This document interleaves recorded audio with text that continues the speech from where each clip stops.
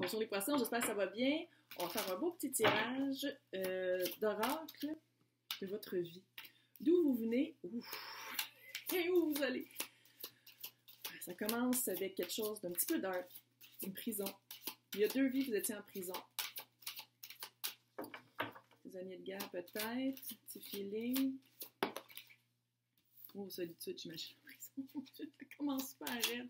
Mais ça ne veut pas dire que, parce que c'est dans cette vie-là que vous avez vécu ça, vous allez vivre ça dans cette vie ici. Prison et solitude. Ouais. Ça veut dire que souvent, soit que vous vous sentez emprisonné dans des situations ou dans des relations, puis dans ce temps-là, vous allez vous cacher dans la solitude. La ville est importante pour vous. Est-ce que vous avez fui la ville? Est-ce que vous avez décidé d'habiter en ville parce que vous n'aimiez pas la... Il y a quelque chose par rapport à la ville. Par rapport à... tu sais, on est anonyme en ville. Hein? C'est pas comme habiter dans un village de 800 habitants où tout le monde se connaît. En ville, on peut pas mal faire n'importe quoi, puis c'est pas tout le monde qui s'en rend compte. Fait pas n'importe quoi. Fait que j'ai l'impression que vous êtes quelqu'un qui vous cachez dans l'anonymat et la solitude de la ville. Quand vous êtes confronté à ce sentiment d'emprisonnement-là. Ça peut être un emprisonnement dans une relation, ça peut être un emprisonnement dans votre emploi. Il y a des bonnes nouvelles qui s'en viennent. La personne à qui je m'adresse ou les personnes à qui je m'adresse, je demande toujours que ce soit comme général pour que le plus de personnes aient une guidance par mes tirages. Changement concret. Il y a quelque chose qui s'en vient. Ça, c'est la première série, c'était les vies antérieures. Puis ça, c'est la libération énergétique. Ça veut dire qu'il va vraiment falloir confronter votre abandon. Vous avez un sentiment d'abandon. Prison, c'est clair. On est abandonné dans la prison, on est tout seul, on est en solitude. Puis vous allez pouvoir faire des changements concrets dans votre vie et dans votre sentiment d'abandon. Grâce, médiumnité. Peut-être que vous avez des petits feelings des fois, peut-être que vous avez des prémonitions, peut-être que vous avez des rêves récurrents et très frappants, puis vous en souvenez. Moi, je me rends compte à travers mon expérience personnelle que dans mes rêves, quand c'est des rêves où le subconscient se nettoie, là, comme c'est supposé d'être tout le temps, je m'en rappelle pas. Mais quand je m'en rappelle, c'est parce qu'il y a quelque chose qu'il faut que j'apprenne par mes rêves. Fait que j'ai l'impression que le rêve ici est quand même assez important. Le rêve, allez regarder. Quand vous faites des rêves que vous vous rappelez, qui semblent plus importants que les autres, allez voir ce que ça veut dire. Faites une recherche intérieure. Faites de la petite méditation aussi.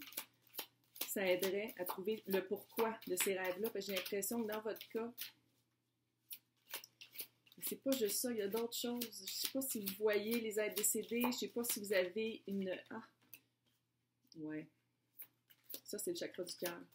Puis chakra du cœur, ça veut pas dire juste amoureux, là. C'est pas juste les relations amoureuses, là. Libre arbitre, là, ça veut dire que vous avez un choix à faire. Vous avez un choix, clairement, on a toujours un choix, mais dans ce cas-ci, j'ai l'impression que la médiumnité, c'est quelque chose peut-être, on n'est pas encore, si je comprends qu'on est dans l'ère du Verseau, fait que ça avance plus vite. Je sais pas si vous avez remarqué, ça avance plus vite. Il y a plus de, surtout les milléniaux, là, sont vraiment plus axés sur tout ce qui est woo-woo, comme on dit en anglais. Au Québec, on est encore une fois très en retard. Hein, au Québec. Fait que les amis français, vous êtes vraiment en avance sur nous là-dessus. Fait que j'ai l'impression qu'il y a comme un petit médium. Tout de suite, on imagine une madame avec la boule, puis ouais, non, c'est pas ça, c'est plus ça. Fait qu'il va vraiment falloir comme s'ouvrir peut-être.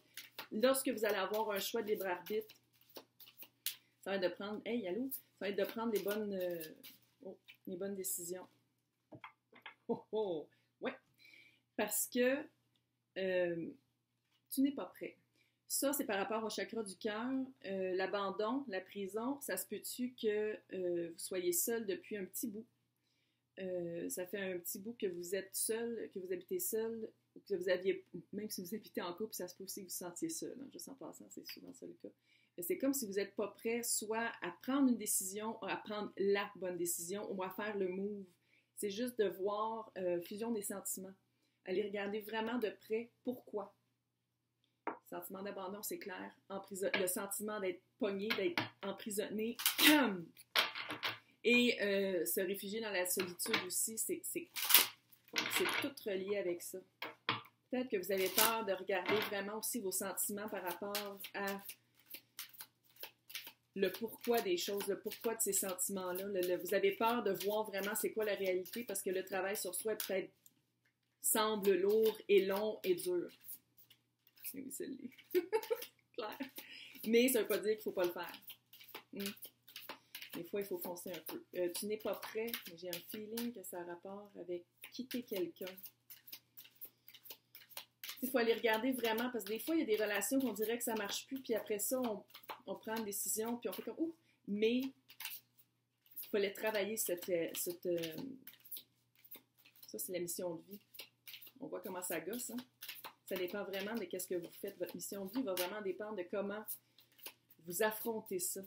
Mais il y a des changements concrets qui s'en viennent. Le dirigeant. Pas le feeling. Oh, elle voulait sauter. J'ai pas le feeling. Ouais, conquérant de la guérison. Ça, c'est une super bonne nouvelle. Ça veut dire que vous allez être capable d'en sortir. Le communicant. Bon, la personne, vous n'êtes pas prêt à partir de le dirigeant. C'est quelqu'un qui prend les décisions, puis des fois, j'ai l'impression que vous sentez non seulement abandonné, mais emprisonné dans les décisions que la personne prend. Faut apprendre à communiquer. Il faut apprendre à communiquer parce que ça, c'est votre mission de vie, le conquérant de la guérison. Oh. Fait en communiquant, en parlant de vos sentiments à la personne de qui on parle, la personne qui vous emprisonne dans des... que vous ne sentez pas bien, mais que je pense que vous êtes en couple avec. Oui, c'est le dirigeant, mais des fois, les dirigeants peuvent avoir des personnes qui leur disent quoi faire aussi. T'sais. Juste de même, là. C'est pas parce que c'est lui, le dirigeant, ou elle, la dirigeante de la famille, que c'est la personne qui prend tout le temps les mêmes décisions. Fait qu'il faut apprendre vraiment à communiquer. C'est comme si votre mission de vie, une fois que vous allez apprendre à communiquer, vous allez conquérir toutes ces petites bébites-là. Vous allez les conquérir. Ouais. Non. Moi, en tout cas, qu'est-ce que je lis ici, c'est vraiment pas de laisser la personne. Vous la laissez pas, mais c'est de travailler sur la communication puis de guérir ensemble. Vous allez guérir ensemble. Mais il ne faut surtout pas ignorer votre médiumnité. Écoutez votre petite voix, écoutez votre intuition, puis travaillez-là avec de la méditation ou allez être seul.